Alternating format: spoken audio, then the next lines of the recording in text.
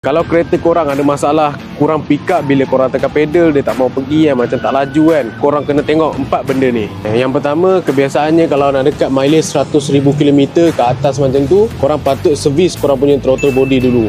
Maybe ada kotor lah, so dia punya pengaliran udara susah nak masuk. And then kalau dah servis tu, korang punya kereta akan okey. Nombor 2 adalah periksa korang punya air filter. Korang tengok air filter ni ada habuk ke, kotoran ke, korang elok tukar lah. Sebab korang tekan minyak, kemungkinan kereta korang akan semput. So mesti korang punya air filter kotor.